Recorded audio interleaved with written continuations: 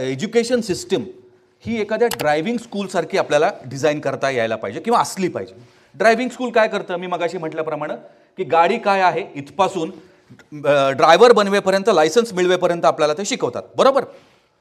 तशीच education system पण design केली पाहिजे. एज्युकेशन सिस्टीमचे 4 भाग आहेत. एक इन्फॉर्मेशन, दुसरं नॉलेज, तिसरं स्किल्स आणि चौथं अपॉर्च्युनिटीज. इन्फॉर्मेशन माहिती, जी इंटरनेटवर आहे, जी पुस्तकांमध्ये मिळते, जी उपलब्ध सहज उपलब्ध आहे, त्याला म्हणतात माहिती. 4 भागातला एक भाग माहिती.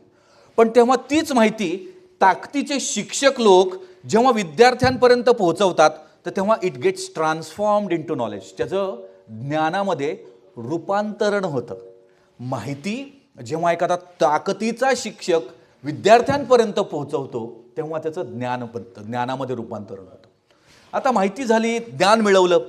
आता महत्त्वाची दुसरी इम्पॉर्टंट गोष्ट आहे स्किल्स, कौशल्य. Skills are very important. आता स्किल्स पण 2 प्रकारचे आहेत, हार्ड स्किल्स आणि सॉफ्ट स्किल्स.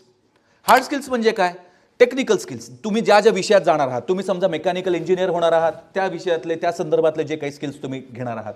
तुम्ही डॉक्टर होताय, डॉक्टरशी रेलेव्हंट तुमचे जे काही स्किल्स आहेत, जो विषय जो तुम्ही करिअर निवडाल त्यातलं जे काय. आता तुम्ही JCB ऑपरेटर होताय, that is hard skill. JCB operate करणं इज अ हार्ड स्किल.